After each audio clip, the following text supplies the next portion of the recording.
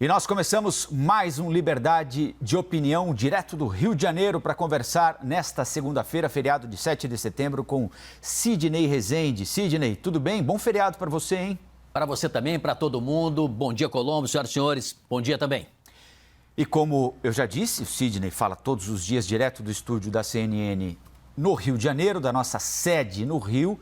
E o Rio de Janeiro protagonizou, junto com São Paulo, com Pernambuco também, para fazer justiça com outros estados, outras cidades, imagens que, de certa maneira, chocaram o país e o mundo. Muita gente acumulada nas praias. Vejam só, essa imagem aí, especificamente, é do Rio de Janeiro, mas eu repito, não foi só no Rio, hein? Teve em Pernambuco, teve em São Paulo também, teve em outros estados.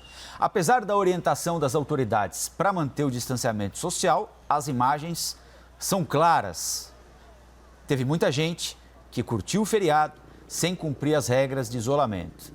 Muita gente ocupando o mesmo guarda-sol, sem máscara, conversando muito pertinho. As restrições continuavam aquelas impostas pela Prefeitura do Rio de Janeiro. Pode o banho de mar, mas não pode ficar na areia. Sidney, como é que você avalia a postura de uma parte da população do Rio de Janeiro, de outros estados também, é sempre importante pontuar, de desrespeitar essas regras? É difícil fiscalizar, não é, Sidney? Dá para imaginar o que significaria colocar a polícia militar ou a guarda civil no meio de tanta gente aí, poderia gerar um tumulto danado, né? Como é que você avalia a postura da população, mesmo sabendo dos riscos a que todo mundo ali estava submetido? Muita gente exige do governo, exige do Estado uma ação fiscalizadora, uma ação presente, uma responsabilização daqueles que, por acaso, praticam qualquer tipo de crime ou qualquer desvio de conduta mais grave, mas é impossível. É impossível e é preciso que o cidadão também ele tenha compreensão. Eu acho que às vezes a gente tem a sensação de estarmos assistindo a um filme, né? Então o filme ele tem um desenrolar da história, você conhece os personagens logo no início, você tem a trama e no final tem, no epílogo, o grande desfecho. Em geral, o bem vence o mal. Só que não é assim na vida real. Nós temos uma doença que, por consequência da contaminação do coronavírus, que nós não sabemos ainda qual é a melhor maneira de enfrentamento. Provavelmente a próxima vacina que venha a ter um bom efeito, não sabemos se ela também será completamente vitoriosa, então é preciso que as pessoas compreendam o seguinte: o coronavírus, pelo visto, veio para ficar. Tem muito infectologista seríssimo que tem até a certeza que não só nós teremos esse ano, como no ano que vem, mesmo com eventual vacinação, mesmo com o sucesso da vacina, quase como nós convivemos hoje com a AIDS, né? Há o preservativo que pode evitar um contato entre uma pessoa que está com a doença que poderia contagiar a outra se não houvesse a prevenção. Então, é possível que ocorra a mesma coisa com o coronavírus. E a sensação das pessoas hoje é que a doença já está indo embora, que o coronavírus, o pior já passou, que os hospitais já têm condições de acolher todo mundo. Não é exatamente assim. E as consequências desse tipo de equívoco e até irresponsabilidade provavelmente, brevemente, será sentido pela população com o provável aumento de pessoas contagiadas. Você vai à praia sem máscara, fica próxima uma pessoa da outra, não acontece nada com você, aí que você tem certeza mesmo que você pode voltar à praia no dia seguinte ou voltar no próximo fim de semana, que nada acontecerá. E você até alardeia isso, né? Olha, fui, andei sem máscara, não aconteceu nada, olha, tá vendo que bobagem? Até o momento em que você começa a acompanhar novamente o registro. É um inimigo que nós não conhecemos direito como ele age e nós estamos brincando com o perigo, arriscando a sua própria vida e a dos outros. Esse é que é o problema. Praia cheia significa quase inevitavelmente uma bomba relógio daqui a 15 dias, daqui a 20 dias. Esse é que é o problema. Então é preciso que o cidadão também ajude um pouquinho, não só jogue a responsabilidade para o Estado e para o governo, quando ele é a força motriz para resolver o problema. É verdade. Agora, também, por outro lado, nós, Sidney, é compreensível, por um lado, que as pessoas estejam procurando alternativas para voltar a viver minimamente, né? São 6 meses de pandemia, né? As regras de isolamento estão em vigência desde março aí no Rio de Janeiro, em boa parte do país. E imaginar que a gente vai conseguir segurar todo mundo por tanto tempo, né? Num domingo, no meio de um feriado, de temperatura de 31 graus no Rio de Janeiro, com a praia chamando também, né? sem justificar o que foi feito aqui, mas tem um outro lado também, né? Porque muitas vezes essas pessoas estão a semana toda dentro do ônibus lotado, dentro do metrô lotado, dentro de um escritório cheio. E aí ninguém liga, né? Porque não tem foto, é como quem diz assim, se eu tenho de ganhar a vida, tudo bem, no metrô, no ônibus, ninguém se importa muito. Agora, quando é na praia, parece que todo mundo ali, né, virou o pior ser humano da face da Terra. Não é o correto, mas é difícil segurar essa enxurrada por tanto tempo, né, Sidney? Não, eu não sou daqueles moralistas que acham que as pessoas devem ficar completamente isoladas e responsabilizando o cidadão de tudo que acontece de errado. Não, não é isso. É que se nós já sabemos que há indicações de providências mínimas que possam ser tomadas agora para evitar problemas mais adiante, que é pegar essa doença, é preciso que a gente use o mínimo de sensatez. Uma delas é a separação. Não é possível você pegar um telefone celular e mostrar para a pessoa mais próxima, um parente seu, um colega seu, alguma coisa, você sem máscara, a pessoa também olhando o celular a menos ali de 30 centímetros, né? Ou você trocar carícias e beijos com alguém, às vezes até que você não tem tanta intimidade assim e não sabe se uma das duas pessoas está infectada ou as duas.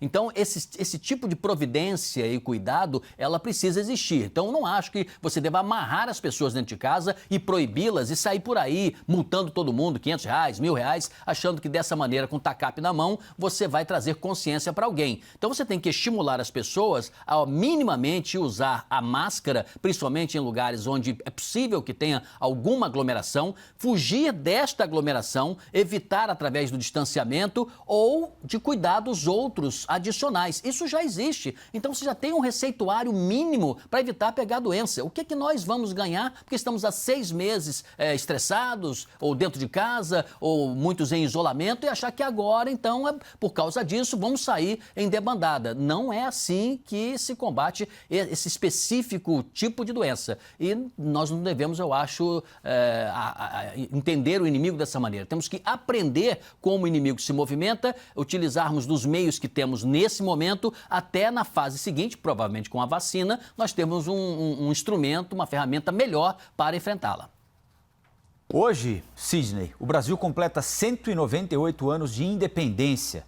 O desfile de 7 de setembro em Brasília, na esplanada dos ministérios, foi cancelado por causa da pandemia. O presidente vai participar de uma cerimônia no Palácio da Alvorada e fará um pronunciamento em rede nacional de rádio e televisão à noite. A comemoração esse ano, então, praticamente não existe, mas neste 7 de setembro aqui, Sidney, em meio a um momento especial, né, no mau sentido por causa da pandemia, dados muito ruins sobre a economia, que balanço é possível fazer sobre o nosso país? É sempre um momento de reflexão, né, sobre o nosso país nesses últimos anos, nessas últimas décadas.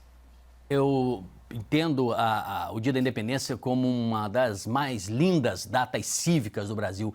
Nós todos deveríamos ter muita seriedade, conversar com as crianças, né, compartilhar com a família, estudar a história, entender o que significa todo o processo nosso que nos levou à república que temos. Isso é muito importante. Por quê? Porque você viver sob o jugo de um outro país, de uma outra nacionalidade, onde ela impõe o modo de vida, onde determina-se lá de fora o que você vai fazer aqui dentro, é terrível. Por isso os indianos, como Mahatma Gandhi, lutaram tão intensamente, muito sangue foi jorrado em favor da independência, se libertar daquela presença imperial inglesa, e muitos outros países que, no curso da história, adquiriram essa independência. Então, a independência é muito importante. É uma pena que a história não seja contada, principalmente para as crianças, de uma maneira mais divertida, de uma maneira mais interessante, para que a gente guarde para a vida toda. Por que todo ano, no dia 7 de setembro, nós comemoramos a independência do Brasil?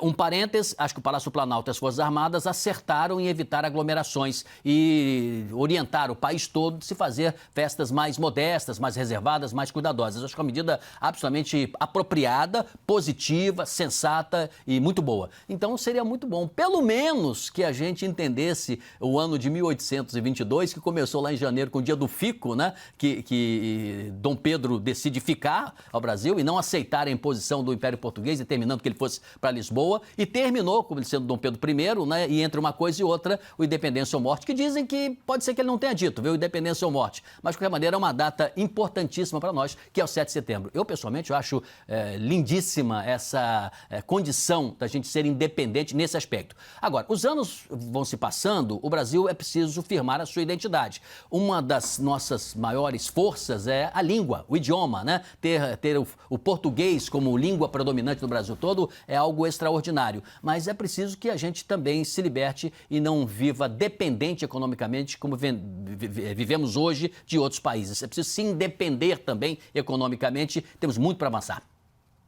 O ministro do Gabinete de Segurança Institucional, general Augusto Heleno, usou as redes sociais para questionar a ministra Carmen Lúcia, do Supremo Tribunal Federal. Na semana que passou, a ministra pediu informações ao governo. Na realidade, ela atendeu a um pedido de um partido político, o Partido Verde, que queria informações do governo Bolsonaro sobre o uso das Forças Armadas em terras indígenas e unidades de conservação ambiental na Amazônia. O ministro general Heleno se manifestou via rede social. Nós estamos mostrando agora. Ele diz o seguinte: perdão, cara ministra, se referindo à ministra Carmen Lúcia. Se a senhora conhecesse essa área, a Amazônia, sabe qual seria a sua pergunta? O que seria da Amazônia sem as Forças Armadas? Sidney, como é que você avalia essa resposta pública do general Augusto Heleno a uma decisão, a um acolhimento da ministra Carmen Lúcia de um pedido feito pelo Partido Verde? A postura completamente desnecessária do general Heleno, um homem de cabelos brancos, maduro, respeitado pelos seus pares das Forças Armadas, exerce uma função fundamental, institucional no governo Bolsonaro, é ouvido, querido pelo presidente, portanto, deve ser um dos conselheiros em muitas situações, um homem vivido aqui, lá fora, representou o Exército Brasileiro em situações historicamente importantes para o nosso Exército também, um trabalho bonito que foi feito no Haiti. Então, eu tenho a impressão que é uma atitude autoritária, completamente desnecessária, fora de foco, desproporcional. A ministra, em nenhum momento, ela poderia fazer, mas ela não fez nenhum questionamento ou a ineficiência, impropriedade ou ilegalidade por parte das Forças Armadas. Haverá de se perguntar a ela que importância ela vê na presença das Forças Armadas na região amazônica, que certamente ela vai elogiar, vai achar pertinente, achar correta a contribuição que as Forças Armadas pretendem fazer. No entanto, não significa que as Forças Armadas só acertem. E nem significa que não se possa criticar as Forças Armadas. E não significa também que as Forças Armadas e o governo não possam esclarecer constitucionalmente, como determina um outro poder importante, que é o judiciário, que está meramente fazendo funcionar a democracia brasileira. Eu me surpreendo, às vezes, com o general Heleno por tudo isso que eu disse, pela biografia que tem, pelo prestígio, repito, entre os seus pares, entre outros militares, ele se prestar a uma resposta tão agressiva como essa, e não foi a única, depois ele fez outra, e não é a primeira vez que ele o faz. Ele parece um pouquinho, sabe, aquele senhorzinho do 702, se aborrece com tudo, se aborrece porque o cachorro desceu no elevador, se aborrece porque o som às 16 horas do hino do clube está um pouco mais alto, ele desce e fura o pneu do carro do outro vizinho porque não devia ter estacionado naquela determinada vaga. Precisa acalmar um pouquinho, né? Ficar mais tranquilo, porque afinal de contas ele não é o dono do prédio também, né? O que o Partido Verde contesta e foi entendido como uma contestação adequada por parte da ministra Carmen Lúcia não é a presença das Forças Armadas na região amazônica para, por exemplo, a defesa, a soberania do território nacional, né? Mas sim, abre aspas, segundo o que diz o Partido Verde, a verdadeira militarização da política ambiental brasileira, em flagrante confronto aos ditames constitucionais e usurpando competências de órgãos de proteção ambiental, especialmente o Instituto Brasileiro do Meio Ambiente e dos Recursos Naturais Renováveis, o IBAMA. Então, o Partido Verde quer entender qual é o papel das Forças Armadas, por exemplo, no combate a crimes ambientais que estão sendo cometidos na região da floresta amazônica. Ou seja, não é um questionamento sobre aquilo que o Exército, as Forças Armadas sempre fizeram na região amazônica, defender a nossa soberania. Mais precisamente sobre, por exemplo, o que o Exército estaria fazendo ou está fazendo para combater os incêndios na região. São coisas diferentes, não é, Sidney? São aspectos diferentes. Ninguém questiona aqui que é o Exército o órgão responsável por defender as nossas fronteiras, a soberania da Amazônia. O que o partido político quer saber e a ministra entende ser adequado é o que as Forças Armadas fazem? São elas quem devem, por exemplo, ajudar a combater incêndios na região? Bom, de fato, o que o Partido Verde está indagando e faz sentido é entender um pouco essa nova dinâmica que está na região amazônica circunscrita, né, com relação a incêndios, a desmatamentos, a ações de garimpeiros e outros crimes. Tem um caso que vale a pena o registro, a operação do Grupo Especializado de Fiscalização, que é a tropa de elite do IBAMA, que contra um garimpo ilegal. Se vazou essa operação de maneira muito suspeita, quem será que terá vazado? Isso no início do mês de agosto, né? Esse vazamento criou uma dificuldade. Dizem que o Ministério da Defesa fez uma obstrução sobre isso. Comenta-se também que teria ação de outras forças, inclusive do Ministério do Meio Ambiente brasileiro, que não teria aprovado esse tipo de ação do IBAMA, que já trabalha há algum tempo. Isso tudo faz com que a desconexão de atuação na região, a falta de transparência, exija por parte da ministra o pedido de esclarecimento. Me parece absolutamente legítimo quanto a isso. E o INPE registrou 29.307 focos de calor no mês passado. A média brasileira é 26 mil. Quer dizer, estão acontecendo queimadas e sim, estão acontecendo ilegalidades. Os garimpeiros, quando sabem que vai ter alguma operação, eles escondem os seus equipamentos ilegais e assim também aqueles que desmatam a floresta. Então, algo não está funcionando perfeitamente bem nos órgãos de Estado. E aí eu incluiria também as Forças Armadas. A ministra querer saber isso, o Partido Verde indagar alguma incorreção nisso? Não, se nada de errado existir, tudo bem. Mas se precisar fazer algum tipo de ajuste, que na minha opinião com certeza precisa, por que não? O presidente da Câmara, Sidney, Rodrigo Maia, convocou uma sessão para prestar uma homenagem ao ministro Dias Toffoli, que deixa, nesta semana, a presidência do Supremo Tribunal Federal. O evento está marcado para amanhã de quarta-feira, não é? Depois de amanhã, um dia antes de Toffoli passar o comando da corte para o ministro Luiz Fux. Rodrigo Maia já disse que não é candidato à reeleição na Câmara. Não há, por enquanto, dispositivo legal para isso, né? A não ser que encontrem uma forma, mas nós temos de lembrar aqui que nos próximos meses o Supremo pode analisar uma ação que, por sua vez, pode permitir que ele e Davi Alcolumbre façam algo que não está previsto na nossa legislação. Disputem a reeleição para a presidência de ambas as casas, das respectivas casas, Câmara e Senado, dentro da mesma legislatura. Qual é a sua avaliação, Sidney, sobre esse gesto do presidente da Câmara, Rodrigo Maia? É um gesto político, uma homenagem apenas, ou pode haver algum interesse futuro aí? Em on e em off. Em on, gentileza traz gentileza, né? Uma homenagem bonita, né? Reunir os congressistas, os amigos do ministro, os assessores, elogiá-lo pelo trabalho que fez como presidente, né? Certamente se fará o mesmo quando Fux deixar o posto também, mostra boa relação entre os poderes, entre as pessoas. Maia já elogiou várias vezes Toffoli e vice-versa, uma boa relação que ambos têm. Então, esse tipo de homenagem é algo bacana, positivo, já característico de Brasília, né? Que no passado era um regabof, você fazia um coquetel, né? Com canapés, uma bebidinha, né? Uma conversa entre amigos, um papo fraternal, todo mundo sorrindo, feliz. E é um pouco esse espírito que faz parte, assim, um pouco apequenado para alguns, né? Normal para outros e comum historicamente. Em off, Toffoli não fez uma gestão excepcional. Mas se você conversar com os desembargadores, com os magistrados, eles vão dizer que sim. Porque, dentre outras coisas, permitiu até que o magistrado vendesse parte das suas férias, né? E botasse o dinheiro no bolso, caso ele pretenda, né? Fazer isso. Ele criou certas garantias de benefícios. Ele foi, não é que foi exatamente corporativista, mas ele atendeu bem aqueles que esperavam dele internamente uma defesa da liturgia ali, do funcionamento de como as coisas estão. para o cidadão não é bem assim, que nós gostaríamos que os juízes não estivessem no Olimpo, estivessem mais próximo aqui da terra, vivêssemos todos dentro de uma regra mais ou menos comum, e não com alguns privilégios que, infelizmente, o judiciário acaba e outros poderes também comungando.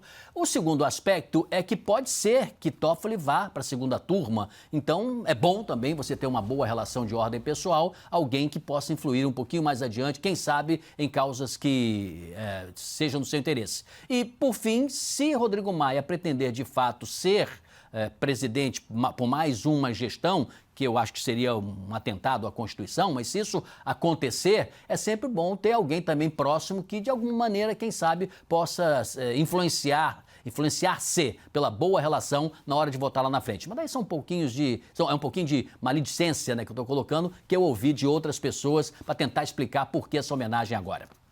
Sidney, boa segunda-feira, hein? Até amanhã.